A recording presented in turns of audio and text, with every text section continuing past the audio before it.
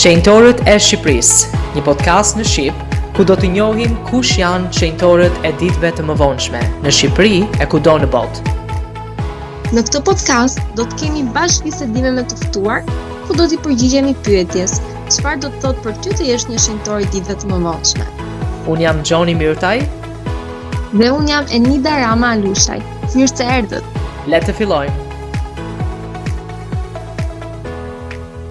Përshëndetje miq të dashur, mirë se keni ardhur në podcastin Shenjtorët e Shqipërisë, një podcast në Shqip ku do të njohim se kush janë shenjtorët e ditëve të mëvonshme në Shqipëri e kudo në botë. Ky është episodi joni 73. Unë jam drejtuesi i këtij emisioni Gjoni Myrtaj dhe kësaj here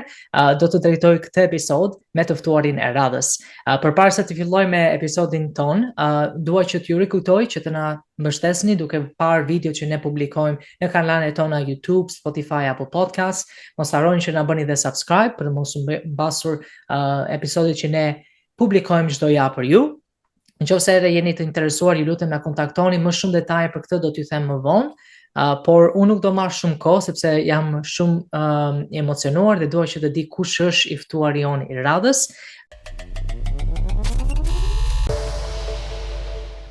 Atëherë unë do të bëj prezantimin e të ftuarit ton. Amarildo Gani ka lindur në Tiranë 10 prill 1988 dhe ai është rritur në një familje me bindje të ndryshme fetare. Bektashi edhe nga ana e babait dhe ortodokse nga ana e nënës. Gjë që e ka nxitur që herë të kërkoj vetë Zotin dhe të ndërtoj bindjet e tij personale. Pas gjimnazit, një ftesë e thjeshtë nga një shok për ta njohur me kishën u bë një pikë kthyese në jetën e tij. Pas një rrugëtimi 3 vjeçar, kërkimi e reflektimi, ai u pagëzua në nëntor të 2009-s. Pavarësisht presioneve familjare, sfidave personale dhe profesionale, Amarildo zgjodhi të qëndrojë besnik besimit të tij, duke gjetur paqe, siguri dhe drejtim në Jezu Krisht. Sot ai shërben aktivisht në Kish, si sekretar ekzekutiv i Kunjit, koordinator i një prej qendrave Family Search për historinë familjare në Shqipëri dhe antar i komunitetit zonal për single adults, pra të rinjt të moshuar për Evropën qendrore, duke mbuluar Shqipërinë, Kosovën, Maqedoninë e Veriut. Amarildo, mirë se erdhe në podcastin Shenjtorët e Shqipërisë. Përshëndetje, mirë se u gjej. Si e kaloni? Shumë mirë, të them të drejtën, jam shumë i kënaqur që ke pranuar ftesën, sepse ne njihemi pak, por e di që ka shumë persona atje që duan të njohin ty, duan që të dinë rreth jetës tënde personale, por gjithashtu dhe rrugtimit të besimit tënd. Kështu që pa humbur kohë, le të fillojmë me pyetjen e parë, okay? Atëherë, Amarildo, doja që të shpjegoje për dëgjuesit tanë se kush është Amarildo, si do ta përkuzoje veten tënde, si do ta përmbledhje atë? Më quhen Amarildo, jam rritur nga 2 prindër, sikurse e theve pak më parë, nga 2 bindje fetare të ndryshme, ortodoks dhe musliman, por kjo nuk u pengoi pavarësisht bindjeve të tyre që nuk ishin zgjedhje vetjake, po thjesht të shkuara ndërbreza deri në familjen e prindërit e mi. Por një nga gjërat që nuk ka të rrequr pavarësisht rinisë time, ku kam kujtime vërtet bukura, por gjithashtu edhe keqardhje, për shkak se mënyra se si kam jetuar jetën dikur nuk i parafrohet asaj që po jetoj aktualisht. Por një nga gjërat për cilën jam krenar është paturit prindër të cilët kanë sakrifikuar në mënyrë që unë t'jem edhe të kenë ndikuar në një farë mënyrë në ato që unë jam bërë aktualisht. Po, shkurt dhe saktë, më pëlqeu shumë kjo përkufizimi vetes tënde dhe unë doja që të futeshim pak më shumë edhe të flesim për vendlindjen tënde. Ne kemi patur shumë shenjtor nga qyteti i Tiranës dhe kanë thënë gjëra të ndryshme, por doja që të pyesja si e kujton ti fëmijërinë tënde dhe ambientin familjar ku ti u formove. Në familjen time kushtet nuk ka qenë sikurse janë aktualisht, sepse jam rritur në një familje vërtet të varfër, por jo në mënyrë të egzageruar ekstreme. Pavarësisht se marrëdhëniet i kam patur qoftë me prindërin dhe prindërit e prindërve të mi nga të dyja palët, një pjesë të familjerisë kam kaluar në fshat të gjyshërit e mi, sidomos gjatë sezonit të verës, dhe kam krijuar një marrëdhënie pak më të ngushtë, jo thjesht me fshatarët e mi me kushurinë, por të kuptoj edhe se ambienti ka ndikuar kryesisht në mënyrën se si unë i trajtoja ose i vlerësoja gjërat që në vogëli. Por në kalim të kohës kuptova që pavarësisht kjo mënyrë të jetuarit gjithmonë ka patur diçka që më ka mbetur në brez, që përse i përket përpjekjeve të prindërve të mi që unë të mirë një arsimim të mirë, por i ashtu edhe të isha një person i vetë mbështetur ose të dilja vetë në jetë.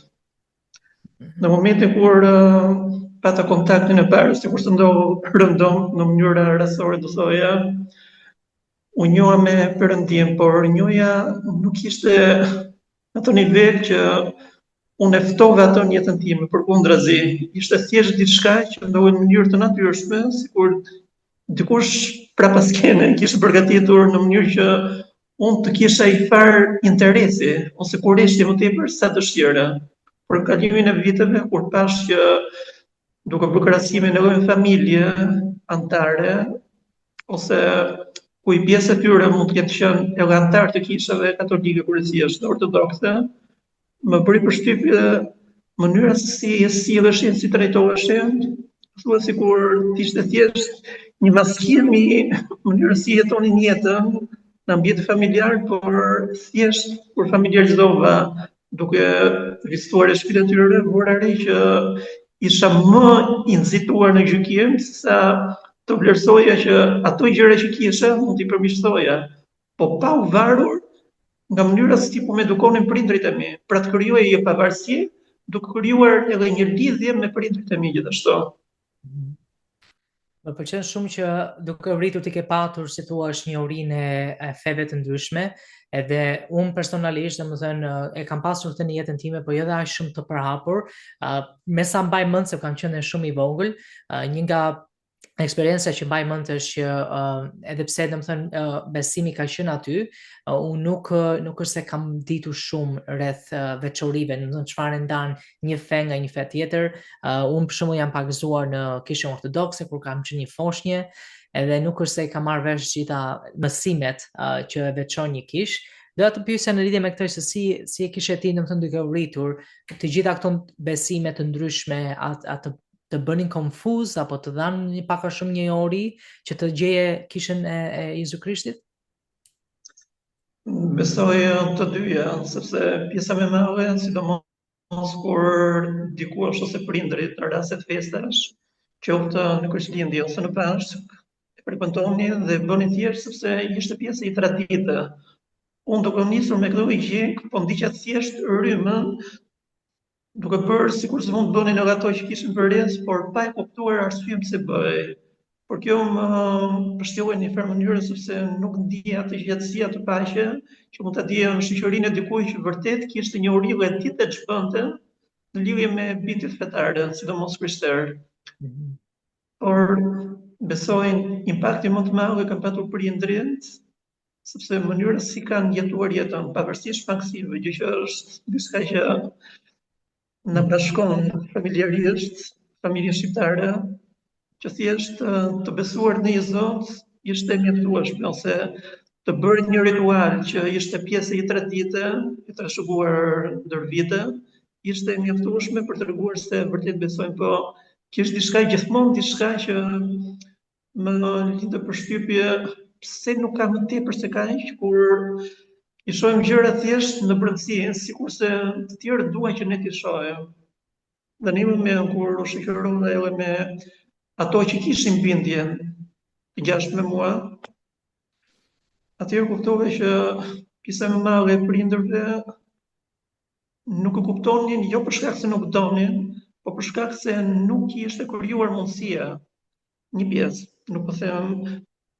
përjashtuar dikë, pra në pjesa më e madhe nuk është se e mikpresin bindjet fetare, sidomos krishtere. Po, është vërtet konfuzi dhe ndoshta konflikti që shumë kanë patur midis kishave të ndryshme. Shohim edhe këtë dhe në historinë e kishës tonë me profetin Joseph Smith, i cili ishte vetëm 14 vjeç, ku ai u ndesh me shumë kisha të ndryshme, me shumë mësues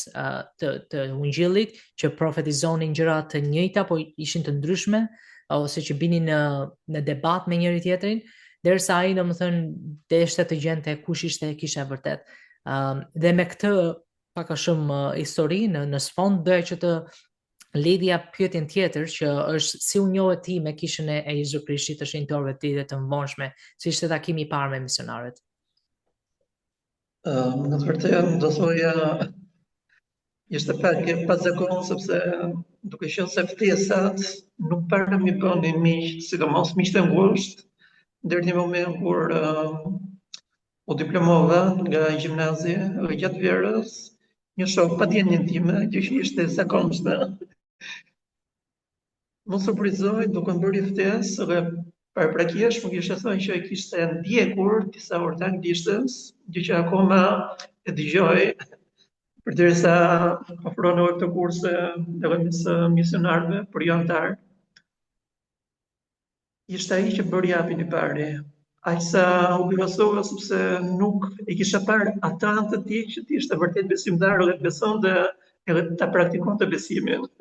Që unë gjallë e kuristja dhe desha të kuptoja çfarë shtiu atë në mënyrë që të mund të ndryshonte zakonin e tij. Dhe kur e pash, përshtypja ishte e këndshme, sepse jo thjesht shumë i prita, më ndjeva sikur kisha miqësi prej kohësh. Më bëri ndjesha vërtet i vlerësuar. Një mik që ti e njeh të fton në kish dhe të bën atë ftesë. Ne kemi dëgjuar situata ndryshme ku antarët janë ftuar direkt nga misionarët, por edhe për rastin tim domethënë ka qenë ndryshe, e njëjta si jotja, që një mik më ftoi në kish dhe pastaj rodhen, si thua ato historitë edhe gjërat që ndodhen më pas, por është e vërtetë që siç thotë edhe një thënie e apostullit që çdo antar është një misionar. Dhe ajo ftesë është shumë e rëndësishme. Si ka qenë ndoshta njohja direkt me kishën? A kishte diçka që ty të pëlqeu shumë, që u ndjeve sikur ishe pjesë e saj? Të them të rëndësh, meqense nuk jam apullej shumë në lidhje me këtë çështje. Më ka tërhequr aktiviteti, ndoshta sepse kisha mundësi të familiarizohesh me njerëz, sidomos duke qenë se marrëdhëniet në universitet nuk ishin ndër më të mira që ato marrëdhënie që mund t'i ruaj ndër vite me ato që njeh dhe kishte miqësi në gjimnaz. Desha thjesht të kishte vazhdimsi të miqësisë edhe me njerëz që nuk i njeh dhe mund të ishin për të parë, sikurse unë në Kiev. Dhe me kalimin e kohës kuptova që kjo marrëdhënie ishte po aq e shenjtë për ta, sepse nuk ishte të bënte thjesht me njohje, kishte të bënte me të kuptuarit të nevojave dhe ndjenjave të tjerëve. Pra, ta vlerësoj dikë jo përmes fjalëve, po përmes ndjenjave, emocioneve që ndanen. Po, shumë e vërtet kjo. Po në lidhje me eksperiencën në lagjen tënde, çfarë mund të na thuash, si ka qenë mbështetja që ti more nga më pas misionarë, sepse besoj i njohfe, të dhanë mësime, por gjithashtu dhe antarët e lagjes, si ishte që të ishe pjesë e një komuniteti, një lagje kishore aty? Herët e para, domos ditë e para, jam ndier si huaj, sepse ambienti ndryshonte, mënyra e të folurit ndryshonte dhe më dukej diçka abstrakte, çdo gjë më krijonte atë ndjenjën e ngatresës, udhëtimi, sepse nuk po kuptoja si ta mbjetohesh një ambient ku jo vetëm e kisha për të parë, por të përshtatesha edhe me mënyra si komunikonin të tjerët. Gjë që është si të krahasoje një ndjesi me një pritshmëri që nuk ka lidhje, po thjesht që gjithçka ishte krejt ndryshe nga ajo që prisja, po vareshe më shumë nga pritshmëritë e mia që gjërat përshtateshin me atë çfarë unë desha të shtia, në vend që të përshtatesha me ambientin, gjë që i kisha marrë në sens të kundërt. Është e vërtet kjo. Na ndodh të gjithëve ndonjëherë që kur bashkohemi kishës dhe bashkohemi një grup antarësh, bëhemi pjesë e saj, që ndonjëherë bëhet pak e vështirë për të përshtatur, por e di që dashuria hyjnore ekziston midis antarëve dhe midis asaj që ne besojmë, sepse edhe pse jemi të ndryshëm, të gjithë ne kemi një rol, si thua, të veçantë, që të përbashkët, që besojmë tek një Zot, tek një shpëtimtar. Doja që të pyesja tani për momenti kur ti u pagëzove, Amarildo, sepse është një moment kyç apo jo? A të mbahet mend, e di që ishte në nëntor të vitit 2009, por çfarë mban mend ti nga ajo datë? Në të vërtetë kam qenë pak i stresuar me sikletë sepse jap është një dëshmi, duke qenë se nuk më jepi shumë për fjalime ose biseda. Jam detyruar që përpara vallëzimit, madje përpara se të bëj ndonjë foto me miq dhe misionarët, të shkoja diku në një dhomë, ndoshta ka qenë pikërisht këtu ku jam aktualisht, jam lutur Zotin në mënyrë që të ndjesha më i lehtësuar dhe e mora me njëherë përgjigjen, jo thjesht në momenti kur fillova zbrisja dhe e kuptova që atë ndjesi kisha, por nuk e kisha kuptuar në atë moment. Derisa në momentin kur u pagëzova, diçka ndryshoi dhe arrita të kuptoja diçka më tepër se thjesht zhytje. Kuptova që zhytja nuk ka të bëjë thjesht që të konvertosh ose të ndryshosh natyrën tënde, zakonet e tua, mendsinë, por është diçka më tepër se aq. Po të paktën filluam duke menduar se është thjesht hapi i parë dhe vazhdimësia është një rrugtim që do ketë papritura, do ketë pengesa, por janë domosdoshme për rritjen shpirtërore. Ishte një nga momentet më të bukura, sidomos kur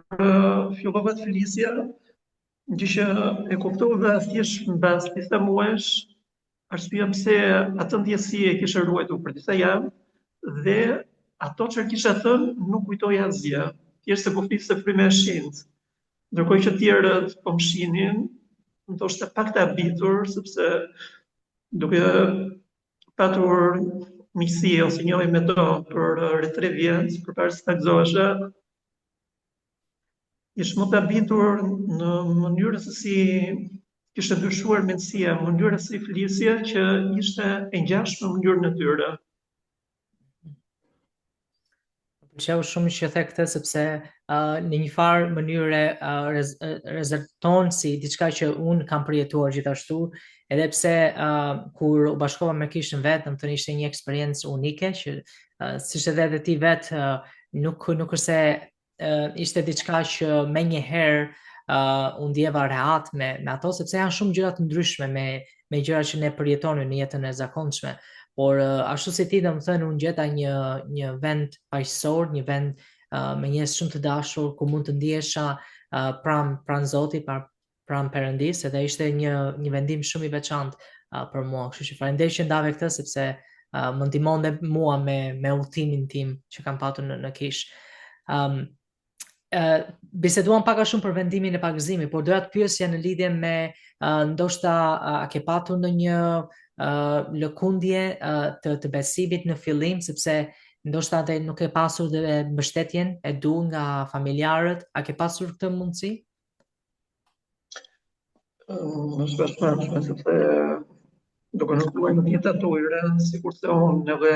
shumë antarë që kanë qenë dhe ende janë të vetmin antar në familje që frekuentojnë kishën, ka qenë vërtet një sfidë e vështirë, jo thjesht sepse prindërit e mi, duke qenë se e bëra patjetën e tyre, për shkak se ishin kundër, thjesht kur dhash një test si do reagonin për kuptuar nëse do e pranonin atë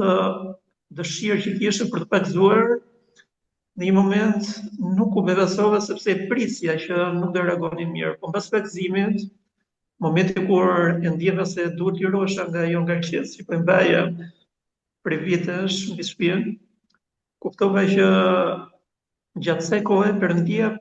po më përgatiste në mënyrë që unë t'ja tilja Zot atij momenti dhe madje të kuptoja,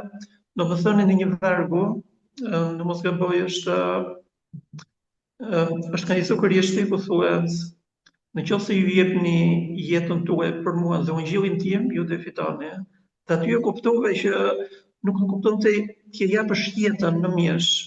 por t'ja japësh jetën nëpërmjet përkushtimit të adhurimit, për atë mbrosh shpirtit e tua, jo sepse Perëndia ka nevojë që të mbrohet, ai e del Zot vetes, por kishte bënë me bindjet e mia, në mënyrë që kuptoja nëse isha vërtet i udhëzimshëm për të mbrojtur atë për cilën nuk kisha luftuar ndër vite. Me kalimin e kohës, gjëra ndryshuan sepse e mora pak më seriozisht, duke qenë se u shtyva nga i qëllim që do e diskutoj, do e prej këtë pak më vonë, gjë që më ndihmoi të fokusohesha në gjërat që kishin më tepër prioritet, në bërjen e gjërave që sikurse vetë Krishti na ftoi të jetojmë sipas asaj çfarë ai ka bërë dhe ka thënë gjatë shërbimit dhe misionit të tij në tokë. Mm. Po, ishte një varg shumë i bukur, ti përmende një varg që shpëtimtari tha di shepujve të tyre dhe ai e ka thënë për të gjithë ne të them drejtën, por është një nga vargjet shumë të bukura sepse siç e dhe ti, domethënë ne u mbasim jetën në kuptimin, u mbasim atë jetën që bënim më përpara dhe gjejmë një jetë të re në Krisht. Edhe është një jetë e bukur, normalisht me sfidat e saj, por e di që për shpëtimtari na jep kuptim jetës tonë, edhe jep edhe përmbushje asaj. Do të ndaj disa foto çaste nga rrugtimi i besimit tënd, me disa antar, besojnë, mund të na bësh një koment ndaj këtyre fotove? Atëherë, është pagëzimi i njërit prej vëllezërve, megjithëse ai që është në mes, është vëllai për cilën nuk bëhet kjo foto, kishte bërë me pagëzimin e tij. E njohën në mënyrë historia e tij është e veçantë sepse më besoi dhe u shtan nga, por pata diçka që më shty ose më nxiti që t'i afrohesha të kërjoja mësime të, dhe është nga personat që vlerësoj më tepër për nga integriteti, bindjet fetare, duke qenë se historinë deri diku me ato me cilën kemi miqësi përngjasojnë ndonjëherë në njëra tjetrën. Vetë shefi, do të thënë pak a shumë ke patur një eksperiencë të mirë edhe me të rinjt. Do të pyesja në lidhje me këtë, për dikë që vjen në Kish, çfarë mundësi ke patur ti për t'i shpërndar nga besimi jot, nga dëshmia jote dhe për t'i forcuar ata ndaj vendimit për të bashkuar me Kishën? Atëherë, një nga gjërat që më ka pëlqyer, të paktën për ato që janë të sapo ardhur ose që e frekuentojnë për herë të parë, mundohem që të bëj të ndihen mikpritur, jo thjesht duke mikpritur në gjatë në momentin kur hyn, por edhe t'i bësh shoqëri që të paktën ata të ndihen, qoftë edhe duke komunikuar, të paktën të ndihen më të mikpritur, më të dashur dhe të vlerësuar, që kanë përkatësi, pavarësisht se mund të jenë ose mund të ndihen si të papërshtatshëm në një ambient tuaj. Ndjenja e përkatësisë është diçka që na prek të gjithëve, qoftë në momentin kur ne zgjellim, jo në momentin kur hym, por kur zgjellim të pranojmë ftesën që mund të bëjë ndonjë misionar ose ndonjë mik. Po, shumë e vërtetë kjo. Po, në këtë foto, çfarë mund të na thuash? Çfarë ndodh? Këtu jemi tek në tempullin e Romës. Njoha këtë vajzë, po gjithashtu edhe maman e saj ishin në përqendrës duke bërë foto, dhe në një moment si bëra ftesë, duke ndarë edhe dëshmi dhe përvojat e eksperiencë që kishin, përderisa ishin pak më mikpritës, më të dashur dhe më konsideruan sikur vërtet kishe miqësi me to, dhe është diçka që më mrekulluan tempullin, momentin kur e shoh dhe kur familarizohem me njerëzit, nuk të jetë të distancuar, po thjesht dëshirojnë t'i krijojnë mundësi, qoftë nga ana ime, sikur se vleti për to, por gjithashtu edhe ato ishin të hapura, mund të hapura, është diçka që i vlerësoj tek gjithësili nga ato me cilën kam pasur kontakt. Është bukur, më duket se është një nga gjërat më fantastike që kjo Kish ofron, është marrëdhëniet që ne krijojmë me njëri tjetrin, shoqëritë e reja, edhe se sa bota duket e vogël. E kam vërë edhe ku kam shkuar në tempull për veten time, që kam njohur njerëz të rinj apo kam takuar miq të vjetër, edhe kisha pak a shumë i afron të gjithë njerëzit apo jo, dhe të krijon një shoqëri shumë të fuqishme, mendoj unë, që vlen për shumë vite. Përmendë pak tempullin, dhe doja të ndalesha pak këtu, sepse tempulli është një vend i shenjtë, e di që është diçka kyçe në konvertimin në Ungjill, por edhe gjithashtu në rrugtimin e besimit ton, si ka qenë për ty që të shkosh në tempull dhe të adhurosh atje? Njëra e parë në të vërtet ishte në shoqërimin e dy vëllezërve. Presidenti ishte presidenti të punjit me Dleri, që ndërton në atë moment, dhe presidenti aktual i kunjit, që nuk duket diçka rrethore, po thjesht kisha një mentor dhe dikoj që më drejtonte gjithashtu. Dhe kjo ishte mbështetje vërtet e kënaqshme, sepse e ndjeva se ata donin të më tregonin përmes mënyrës se si duhet trajtonim, të nderonin vendet e shenjta dhe të çmonim jo thjesht për nga shenjtëria, po sepse ishte një mënyrë se si tempulli dëshironte të shprehë nëpërmjet nesh si është shenjtëria e Perëndisë. Duket pak si pa zakon, por e kuptova vetëm pas sa vitesh që ashtu sikur se Zoti i përdor trupat tanë për të shprehur dashurinë e tij për bitë e bijat, mos i është shtellë të qenit i pranishëm në tempull që reflekton shenjtërinë e vet nëpërmjet nesh, kur e adhurojmë dhe i përkushtohemi. Kjo është një bisi vërtet e bukur. Po, shumë e vërtet kjo, dhe besoj që tani që dhe tempulli i Romës është shumë afër Shqipërisë, është një bekim i madh apo jo që të shkojmë aty sa më shpesh. Ke ndonjë thirrje, di që do të vendosh pak kështu në sfond, por a ke ndonjë thirrje të veçantë për të rinjt në moshë madhore që ata të frekuentojnë tempullin në bazë të eksperiencës që ti ke patur? Për ato që nuk i kanë për herë të parë, nuk duhet shqetësohen për sa i përket përgatitjes tyre, sepse në momentin kur unë shkova për herë të parë, unë ndjeva i papërshtatshëm dhe i pakualifikuar dhe ju i mjaftueshëm. Perëndia në të vërtetë nuk kërkon denjësi absolute, kërkon gatishmëri, ndershmëri dhe vërtetësi dhe përpjekje të vazhdueshme për të ndryshuar. Pavarësisht se tempulli krijon atë ndjesi që ti ke përkatësi dhe nuk vlen vetëm për tempullin, por kudo ku ti ndjesh i vlerësuar dhe e ndjen dashurinë e Perëndisë. Por diçka që do i bëj ftesë kujdo që dëshiron të shkojë vërtet në tempull, duhet i vë synim vetes që gjatë kohës midis momentit kur zgjedh të shkojë deri në momentin kur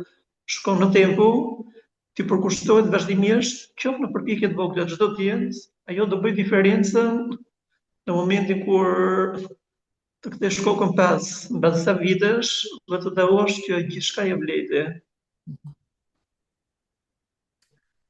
Po, është një thirrje shumë e veçantë kjo. Faleminderit që ndave me ne. Dola që tani të futemi në një temë tjetër, të flasim pak për arsimimin tënd. Na ke thënë që ti ke studiuar për financë. A ka qenë kjo diçka që ti ke zgjedhur vetë për të bërë dhe si të ka ndihmuar për të përballuar pasaj profesionet e ndryshme ose punë të ndryshme që ti ke patur? Në të vërtetë zgjedhja ishte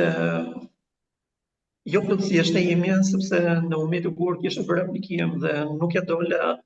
të plotësoja kuotën e nevojshme për të futur në universitetin, në fakultetin e ekonomisë, ishte një moment që unë ndjeva pak i mërzitur dhe i shqetësuar si do të kaloja këtë moment pa sigurie dhe këtë sprovë që ishte e pashmangshme, por për fatën e mirë, për shkak se kemi edhe universitete dhe ndërtoa edhe aty ku e frekuentova gjatë 5 viteve pasi u diplomova, kishte një degë eksperimentale, që ishte era e parë, viti i parë, që u aplikua si degë ekonomi për financë, nuk kuptoj. Dhe më pas, kur aplikova, kuptova që përgatitja ishte nevojshme. Sidomos, nëse duhet prekem edhe pjesën e të qenit i pavarur i vetë mbështetur, dhe pash jo thjesht si një nxitje, por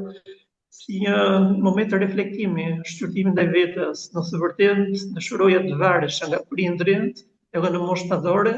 apo të krijoja pavarësinë time, sidomos financiare dhe shpirtërore, gjithsesi bashkova në muajt e parë kur nisa universitet edhe kishës, e parë si një sfidë dhe besoj se ajo më ka ndihmuar të ndryshoj mënyrën se si reflektoja, po pavarësisht se nuk dallohesha si nxënës i mirë, momenti kur u diplomova, lash edhe studimet e larta, aty e kuptova që përgatitja ishte më ndërlikuar se sa e bëja krahasim me anën praktike që ishte përballueshme, jo thjesht emocionalisht, por edhe shpirtërisht. Po, është vërtet, mo mbet qefi që vazhdove studimet e larta, sepse pavarësisht sfidave të ndryshme është një gjë shumë e mirë për veten tonë, edhe shumë profet apostull na inkurajojnë që ne të marrim edukimin, edhe kur them edukimin, kjo është në më shumë mënyra, nuk është thjesht po shkoj në shkollë apo po shkoj në universitet, mund të edukohemi në një çdo lloj mënyre, por patjetër që ndjekja e shkollës, si dhe në rastin tënd ka qenë një gjë shumë e mirë për ty. Po për punët, çfarë mund të na thuash, çfarë lloj punësh ke bërë dhe si e ke ndjer veten tënde duke bërë ato punë? Në momentin kur e la shkollën, ishte një moment vërtet kritik, sepse kishte rënë edhe kriza ekonomike botërore, kishte prekur edhe vendin.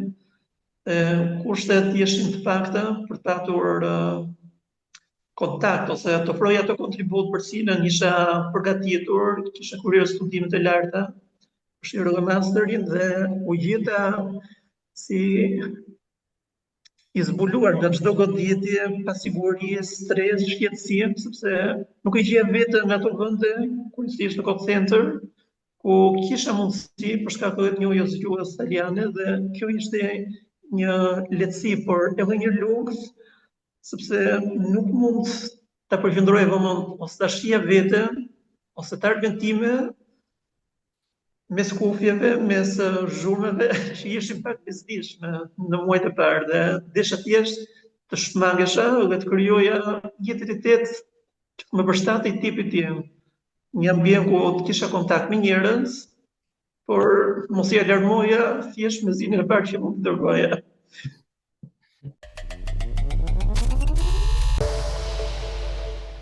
Çfarë, kjo është gjë shumë e vërtetë dhe më ka ndodhur dhe mua që në momentin kur unë bashkuar me kishën, disa nga punët që unë po bëj janë të ndryshuan sepse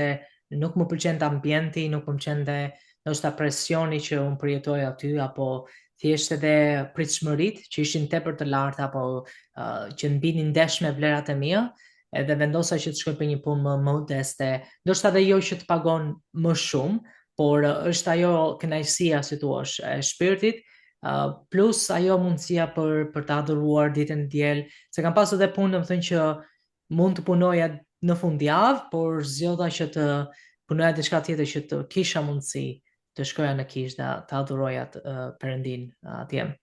Me që po flasim për adhurimin e kishë, një nga gjërat shumë të rëndësishme si të qenë një shenjtor i ditëve të mvoshme është shërbimi që ne bëjmë në kishë. E përmendim që ti ke patur shumë thirrje të ndryshme si sekretar ekzekutiv i Kunjit, koordinatori i Family Search, pra historisë familjare,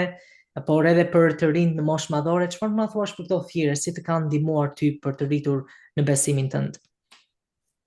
Do doja të thoja fillimisht thirrjen time të parë që lash e përjetova jo se nuk është një thirrje vërtet e rëndësishme, por e konsideroj si thirrje që ndikoja në formimin tim, gjë që më përgatiti për këtë thirrje që kam aktualisht. Thirrja e parë ka qenë si në punës, në digën e parë, kur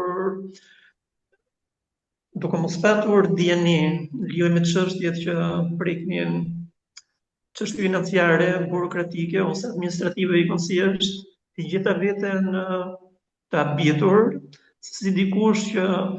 me cilën kisha një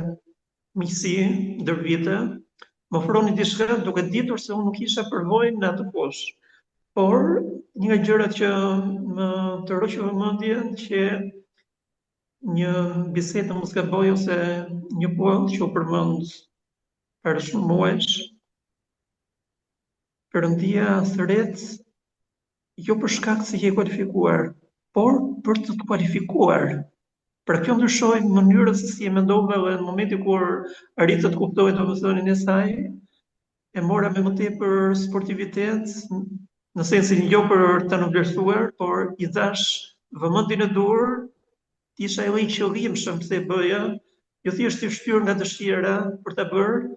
ose për shkak se dikush më kishte ftuar që ta pranoj këtë thirrje, sepse fundja thirrjet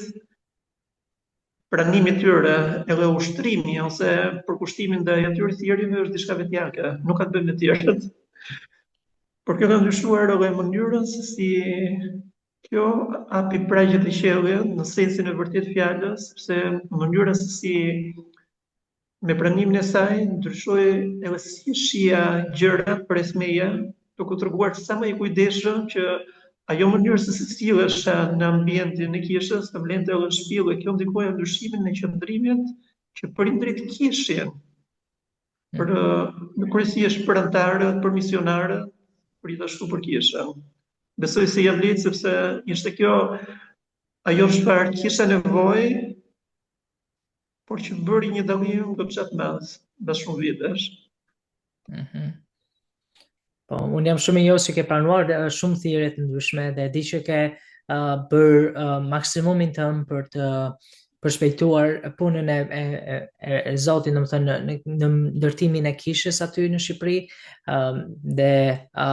një gjë që ti na ke thënë dhe unë pendoj me shumë dashuri këtë është që ti ke patur një kënaqësi që ke shërbyer, jo se nga obligiteti apo nga detyra, ti e ke bërë thjesht sepse ti ke dashur ta bëje këtë dhe për të përmirësuar dhe qëndrimin që prindërit e tu kanë për vendimin që ti jesh një antar i kishës, pra. Dhe do të pyesja në lidhje me këtë se si ka qenë ajo qëndrim, sepse pas kaq shumë vitesh bëhet fjalë, a ke pa ndonjë përmirësim në qëndrimin e prindërve të tu ndaj teje? Në vërtet, ndryshimi është i menjëhershëm, sidomos kur fillova edhe të merrja më me tepër seriozitet dhe pagimin e zgjedhjes, duke qenë se kushtet nuk ishin ndër më të mirat dhe normalisht për arsye se kurse përmendeva pak më parë të krizës ekonomike, ishte më tepër çështje mbjetese se sa të fituarit në kushte të mira, gjë që e fundit në ato kohë konsideroj më tepër si luks, që nuk e lejon vetes, por kur fillova të kuptoj arsyen pse pagimi i zgjedhjes ishte parsor për krijimin e mendësisë, mënyrës si duhet i përshtatnim dëshirat,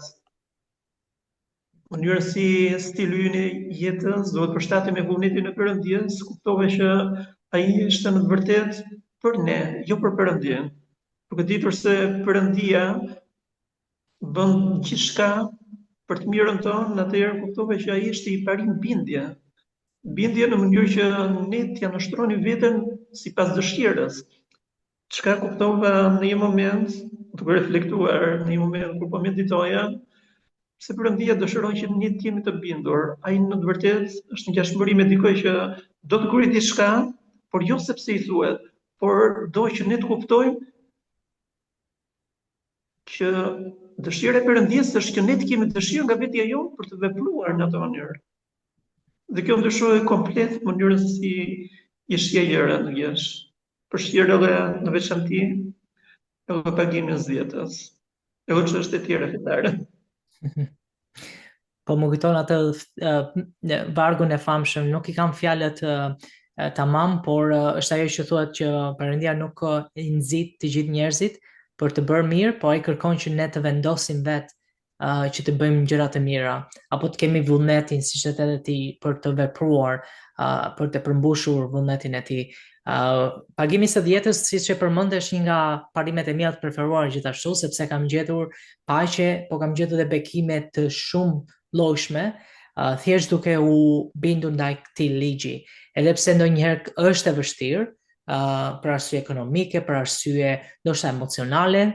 të japësh diçka kaq të çmuar si leku, si paraja, por e di që Perëndia të shumë fishon atë bekim, që vlen më shumë se sa ajo që ti jep.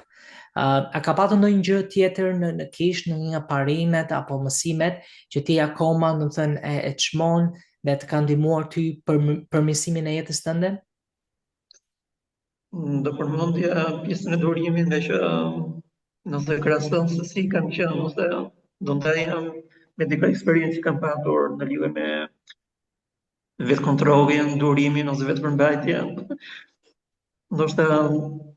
do i shokoja, do i shtangja të tjerë, ndoshta mund të jetë edhe superfuqia ime kjo e fundit për pasuar, por kur mendoj në lidhje me vetë kontrollin, kuptoj që e kanë çuar dëm çdo mundësi të mundshme që Perëndia më kishte mësuar që në fëmijëri. Por momenti kur fillova ta shihem më tepër ndjeshmëri,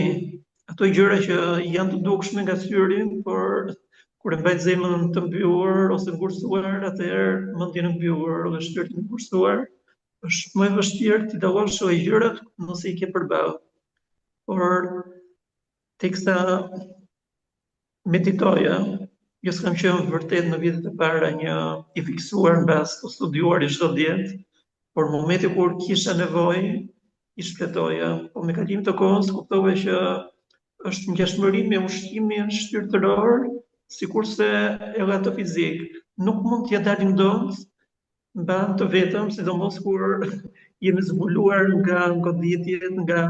përpjekjet e djallit që janë vazhdueshme në çdo moment. Por ky studim i vazhdueshëm nuk ishte thjesht për të më orientuar në ujë që Ati kishte përgatitur nëpërmjet birit të tij, por të zhvilloja ato cilësi atribute, përfshiroj këtë sa po përmenda, se si ta njeh më mirë vetveten, ato çfarë ishin të takon ta shihja përmes mënyrës si jetoje jetën, ose si përshtasja ndjenjat, emocionet e mia që ndaj me të tjerët, në ato çfarë unë kisha nevojë të ndjeja dhe të përjetoja. Po, të kuptoj shumë qartë në lidhje me këtë dhe e di që disa nga përgjegjësitë ndoshta vetjake që ne kemi është që të vazhdojmë që të bëjmë atë që është e dur, pavarësisht sepse është e vështirë. Dhe ti përmendë disa gjëra, madje ke si thua, je bekuar me fatin e mirë që të jesh i duruar, sepse durimi është një nga parimet shumë të fuqishme që Ungjilli i Jezu Krishtit ka, por është një rrugëtim që nuk kalohet vetë. Dhe doja të pyesja këtu që ku ke gjetur mbështetje ti në momentet tua më të vështira në jetë? Mbështetja e vetme, sikurse edhe në fëmijëri, ka qenë më tepër tek lutja, sepse kur jam ndier vërtet i braktisur ose atë ndjenjë sikur gjithë bota më kishte përjashtuar dhe nuk isha as kontakt me cilën mund të shfryja ndjenjat, emocionet e mia negative, dhe që në vitet e para, sidomos përpara ballëzimit, e konsideroja lutjen si thjesht si komunikim me Atin, ose ti tregoja shqetësimet, problemet, ashtu sikur pjesa e të qenit i shërbyer dhe shërbëtor ishte e njëjta gjë për mua, por në momentin kur kuptova që lutja nuk ishte thjesht të ndaja shqetësimin, problemet, por të kuptoja vullnetin e tij për mua. Aty bëri një ndryshim mirësisht më të rehatshëm, më të këndshëm dhe më frymëzues se ç'duhet bëja, edhe si t'i qasësha më mirë bërjes asaj çfarë Ati dëshironte të bëja, dhe që normalisht në përfitimin tim, sa ta injoroj ta shpërfillja dhe mos i kushtoja vëmendjeve të përfshirë. Qoftë edhe mbresave që mund të kishe. Amarito, një nga gjërat që më pëlqen shumë rreth rrugëtimit të besimit tënd është që ti ke filluar shumë herët në momentin kur kisha ka qenë akoma duke rritur, dhe më korrigjon nëse jam gabim, por ka qenë rreth vitit 2006, diçka e tillë, kur ti u njohe në fillim me kishën, dhe pas 3 vitesh ti vendose të pagëzoheshe? A është kjo në rregull? Po. Okay. Ne po shkruaj thjesht. Super. Në të doja të pyesja sepse e di që është një kohë e gjatë, por edhe në atë kohë ishte akoma në ndo hapat e para, edhe tani ti e shikon kishën të zhvilluar, çfarë ndryshimesh do t'i cilësoje si shumë të veçanta ti ke parë tek zhvillimi i kishës aty në Shqipëri? Duke nisur thjesht në vështrimin tim, kam kuptuar që me përjashtim të disa ndryshimeve, dikur misionarët ishin më të përgatitur, më të kualifikuar, ka momente kur arriti mirë kuptoj, sepse e gjej veten të misionarët ose anëtarët të sotëm që nuk kushtojnë rëndësinë e dur gjërave të shenjta mjaftueshme. Madje shoh që ajo pjesa e të qenit më mikpritës, më të dashur, duke mos u veçuar në ndonjë grup dhe të përjashtosh ndonjë grup tjetër, ti po të dihet më mirë, por besoj një nga dyshimet që vërtet i vlerësoj është fakti që njerëzit, jo vetëm misionarët, por njëkohësisht edhe ato që mund të jenë sa u plagësuar, janë më të zellshëm, më të përkushtuar dhe i çmojnë edhe gjërat më të vogla, qoftë përmes të lutjeve ose nëpërmjet këshilleve, sikur të jenë thesare të pashmueshme, të pazëvendësueshme, të pashoqe. Këtë e kam parë kryesisht nga gjatyre 5 viteve të fundit, nga ato që sapo janë plagëzuar. Gjë që kam marrë mësim, duke mos përjashtuar edhe veten në UE-s, ose edhe antar të vjetër. Po, ka shumë ndryshime apo jo, edhe besoj që ka dhe përmirësime, patjetër, që duhet të bëjmë akoma më mirë, por më bëhet shefi që ti ke qëndruar aktiv për kaq shumë kohësh, që nga momenti që ti e njohur me kishën, dhe pa të vënë në ciklet, tani doja të pyesja se si ka qenë të përjetosh, si thua, si antar i kishës, por në moshë madhore, sepse ti pa një shumë kohësh, ti ishe një ri moshës madhore apo jo, dhe si ka qenë influenca apo ndryshimet aty në kishë, domethënë në jetën tënde personale si një i ri në moshë madhore. Duke patur miqësi me cilën kisha njohje ndër vite, qoftë edhe para ballëzimit edhe pas, arrita të kuptoja që mbështetja e tyre ishte vendimtare në mënyrë që unë të krijoja një identitet të timin, për kuptuar që në çdo përpjekje nuk mund t'i atribuoja meritet vetes, por edhe atyre të cilët kishin patur një ndikim në mënyrën si i shija gjërat, mënyrën se si duhet i përshtatesha me nevojat edhe të personave me cilën kisha kontakt, dhe në momentin kur kuptova që ato janë ndër thesaret më të shmuara që ne mund të kemi, jo vetëm përmes mbështetjeve, përmes inkurajimit, por edhe vëllazërisë, qoftë edhe midis motrave, atë dashamirësi që ne nuk mund ta sigurojmë dot ose na mundsohet në brenda ambjeteve të shtëpisë. Dhe kjo më ndihmoi të kuptoja se lidhja me dikë nuk ka të bëjë thjesht në të pranuarit atë person, po të lejuarit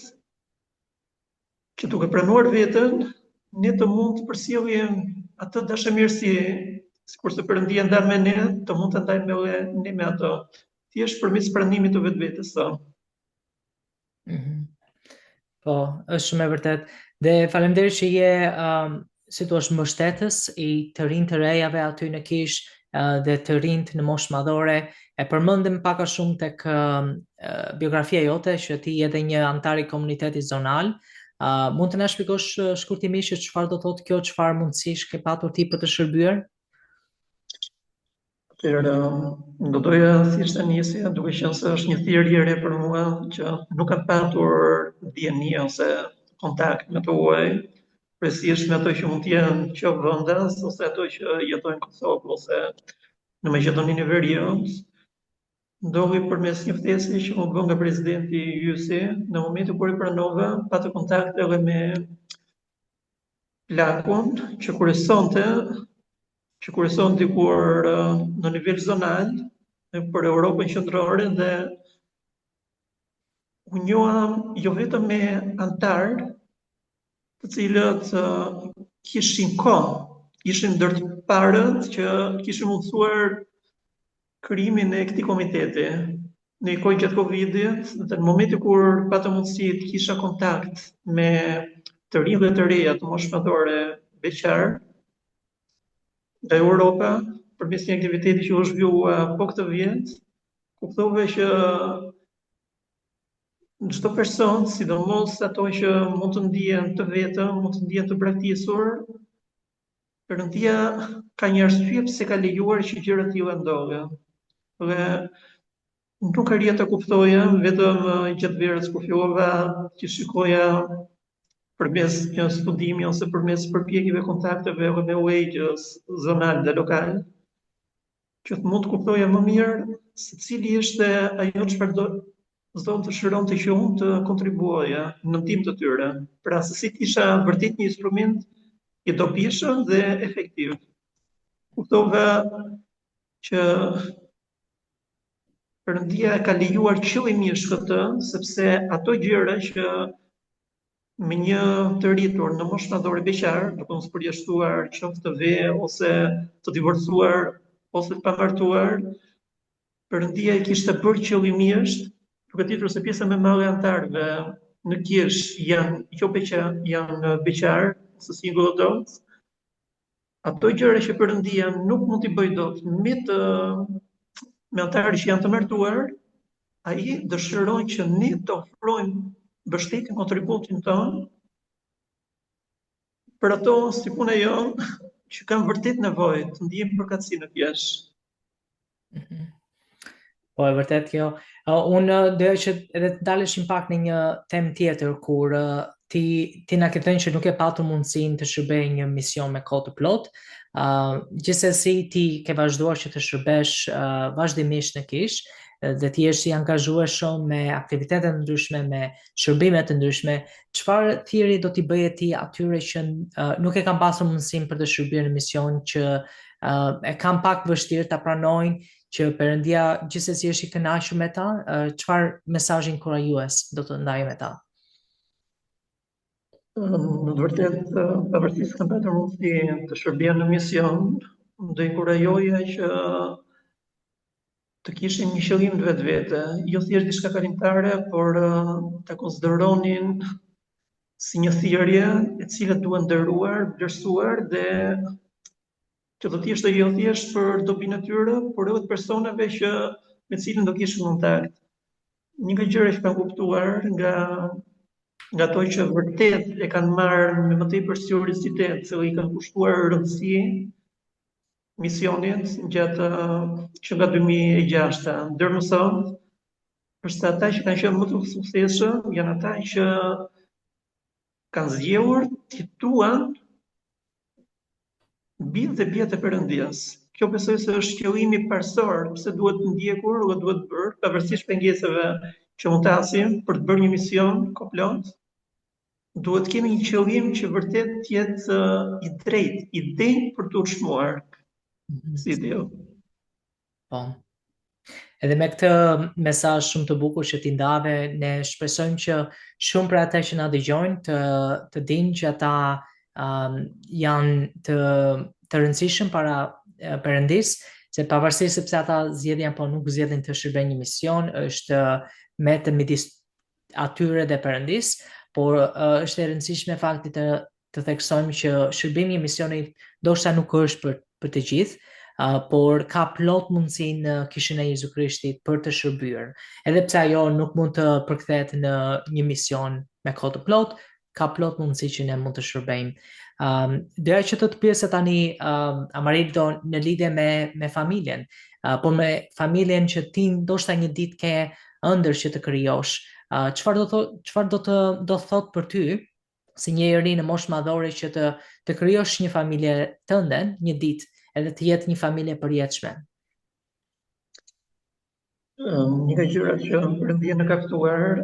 është fillimisht të ndërtojmë mbretërinë e tij dhe të mbështetemi të kapemi fort mbas drejtësisë. Dhe gjërat e tjera do i shtohen kësaj të fundit.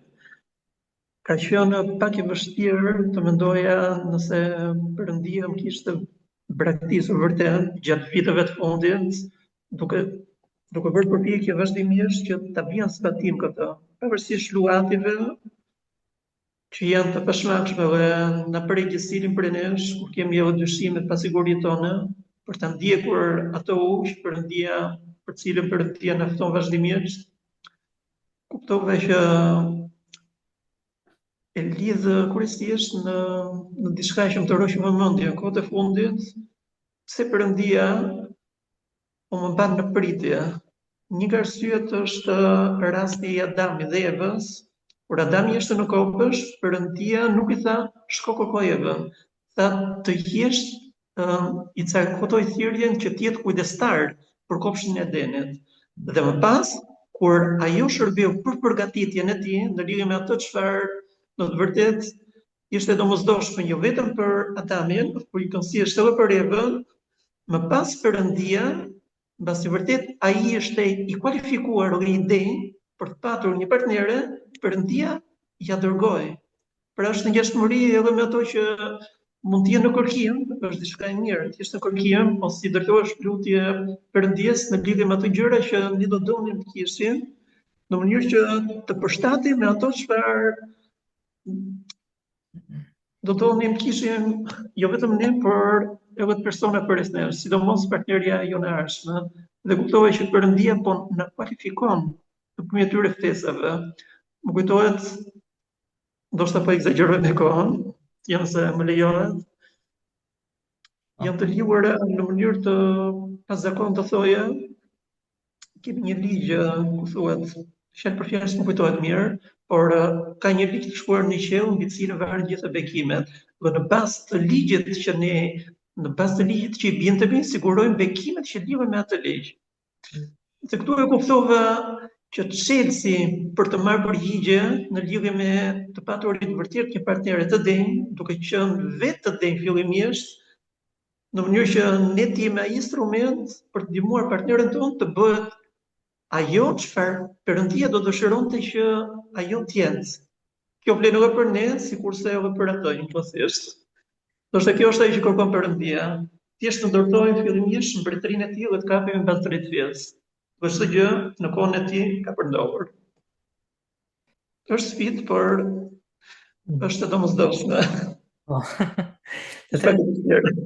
Të them drejtën, një përgjigje shumë bukur dhe saktë kësaj pyetje, sepse më mirë se sa mund të përgjigjesha unë, sepse ti vure në fokus ajo që është tepër e rëndësishme, është besnikëria që ne kemi ndaj Perëndisë dhe besimi ton. Dhe pasaj gjërat e tjera mund të vinë, apo jo, nëse ne vazhdojmë të jemi të denj, besnik ndaj Perëndisë, ai do na mbekojë me këto gjëra, edhe shumë e drejtë dhe shumë e saktë ajo që ti the. Dhe unë nuk kam dyshim që edhe për ty do të ndodhi në kohën e dur, në vendin e dur, me personin e dur, që Perëndia do të bekoj, që të kesh dhe ti këtë mundësi që të përjetosh atë gëzimin që vjen nga të pasurit një marrëdhënie këtu në tokë familjare, por gjithashtu dhe ato marrëdhënie që mund të ekzistojnë edhe në botën tjetër. Do që të pyesi tani Amarildo në lidhje me konfliktin, sepse di që ti ke patur shumë konflikte gjatë gjithë jetës tënde, me shumë ndoshta presion për të qenë, si thua, kundërshtues ndaj vlerave të tua. Si ja ke përballuar këtyre sfidave? Çfarë mesazhi ti ke në lidhje se si ne mund të përballojmë këto sfida në jetën tonë? Duke rikujtuar se vetë Jezusi ka përjetuar sfida edhe më të vështira se ne, dhe duke theksuar edhe ato që ndikur Joseph Smithi kur ishte në burgun e Liberties, ju nda Joseph Bulez, në mos gaboj ishte një varku, thuhet, a je ti më i madh se biri i njeriut?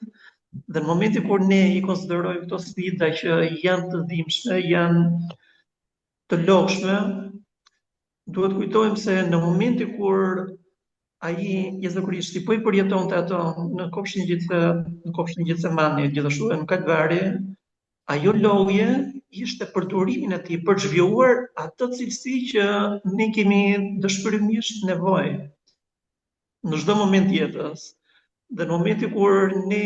i shohim të sfida jo si një ndëshkim, jo si qortim ose paralajmërim që të vuajmë ato pasoja të pashmangshme, që do bënim gabime ose mëkate, Perëndia në rikujton që ajo është për rafinimin tënd, për zhvilluar cilësitë, atributet sikurse të birit tim. Në momenti kur ne shohim sfidat si një mundësi, atëherë ndryshon këtë vështrimi si duhet i shohim gjërat sprovat, vështirësitë ose çdo gjë që asim gjatë jetës që na duket e rëndë. Thjesht mjafton të kujtojmë çfarë ka përjetuar Krishti dhe çfarë e shtyu atë që të pranonte në momentin më kritik, më ekstrem të mundshëm, të bëjë vullneti Perëndjes. Fakti që dikush do e pranonte dhe do gëzonte bekimet e shlyerjes së tij. Kjo i dha më tepër kurajë e forcë. Se dikush do e pranonte Ungjillin e tij, do e pranonte atë dhe gjithçka që e personifikonte si birin e Perëndjes. Dhe kjo ka qenë një shtys për mua. Është shumë e vërtet kjo që ti the, sepse të Kishën e Jezu Krishti kemi shumë sfida ndryshme apo jo? Edhe mënyra e vetme që ne mund të i përballojmë këto duke patur besim tek ai, duke lënë atë që të na mbështesi në këto sfida të ndryshme. Para se të kalojmë tek pyetja e fundit, unë nuk dua që të humbas mundësinë për ty që të na ndash pak nga talentet e tua, hobet, çfarë bën ti në kohën tënde të lirë që të njohim pak më mirë. Atëherë, kohët e fundit, sidomos vitet e fundit, jam të rrethur shumë mbas këtyre librave e-book që mund të dëgjoj, mund edhe të mbaj shënim diçka që mund të vlej edhe në të ardhmen, por që ka të bëjë kryesisht me ato libra që më ndihmojnë të disiplinoj vetveten, ose të jap formë karakterit tim përmes gjërave që mund të konsideroja vërtet të vështira, po janë të domosdoshme për të qenë një person ndryshe si kam qenë dikur. Pra të krijoj një identitet ndryshe nga ai që si e shoh veten, ose t'i parafrojmë disi version më të mirë të vetes, ose çfarë do hati që unë të bëj. Kam preferenca kryesisht për në mos gaboj quhen K-dram, filma aziatik, po i përmbledh kështu. Më të rriqen, megjithëse nuk është se jam shumë i fiksuar mbas filmave horror, dikur i sjell isha vërtet i fiksuar. Sa që nuk bëja dot pa parë edhe gjatë Krishtlindjeve do i film horror. Ishte tipi im që duket pak si pas zakon tani që ka ndryshuar kjo mendësi, por më pëlqejnë filmat aksion, më pëlqejnë këngët që janë kryesisht shpirtërore, që më ndihmojnë edhe më qetëson, se brenda një ambienti ku mund të kesh ngarkesë emocionale, qoftë edhe mes kolegëve, të punosh duke dëgjuar ndonjë këngë të qetë që të relakson, është momenti më i përshtatshëm dhe pjesa që preferoj më tepër gjatë kohës që jam në punë. Përveç shëtitjeve të mësuarit gjuhë tuaja, duke mos përjashtuar edhe shqipen, që çuditërisht gjithmonë marrim mësim nga të tjerët. Pak a shumë kjo është. Po.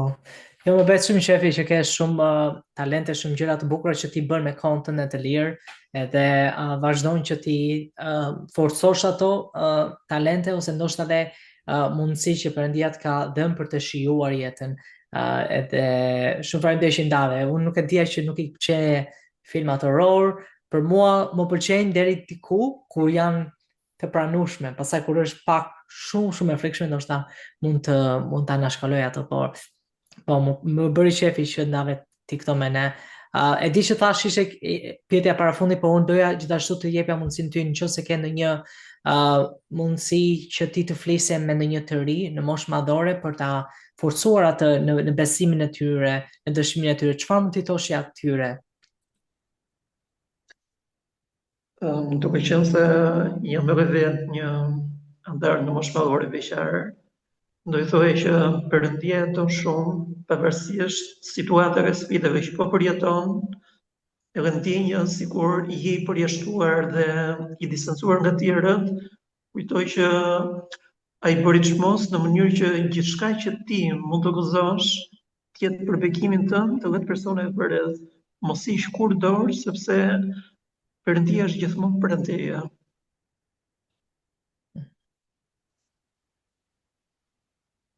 Shumë bukur. Faleminderit Amarildo. Kemi arritur tani tek pyetja e fundit që ne I bëjmë çdo të ftuarit dhe doja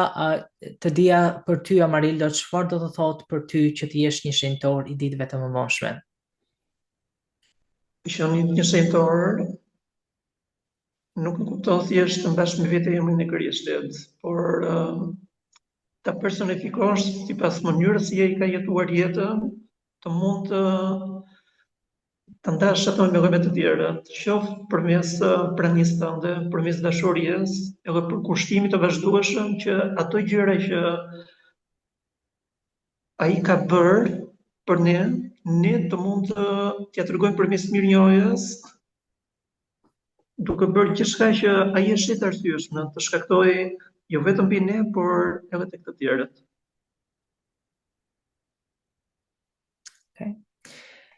Falenderit shumë Amarildo, ka qenë vërtet një kënaqësi që të dëgjoj ndaj dëshmisë tënde, rrugtimin që ti ke patur në kishën e Jezu Krishtit, por gjithashtu edhe në jetën tënde personale që ka qenë plot me sfida, por ti ke gjetur bekime të shumta duke U bindur Perëndis dhe duke qenë besnik ndaj Atij. Unë vërtet kam mësuar shumë rreth teje, e di që njihemi pak, domethënë, kur kam qenë aty dhe në Shqipëri, po më bë shumë qefi të njiheshim pak më shumë, sidomos nga ana jote shpirtërore, emocionale, dhe të di që sa do të thotë për ty Ungjilli I Jezu Krishtit,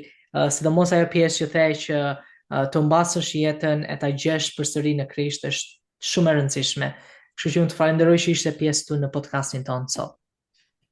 Ishte një kënaqësi, faleminderit për ftesën. Mirë, falenderojmë dhe njërë të ftuarin ton, Amarildo Gani, dhe ju miq të dashur që ndoshët këtë episod, numër 73 të podcastit Shenjtorët e Shqipërisë. Mos harroni që të na bëni subscribe në YouTube dhe të shikoni episodet që ne publikojmë atje çdo javë. Në qoftë se ju doni të merrni pjesë në këtë podcast ose njihni dikë që do të doni të ftoni, ju lutem na kontaktoni në emailin ton sheshpodcast24@gmail.com ose na dërgoni një mesazh në rrjetet tona sociale. Faleminderit shumë për vëmendjen tuaj në këtë episod dhe më takofshim javën tjetër me një të ftuar të rinj. Mirupafshim.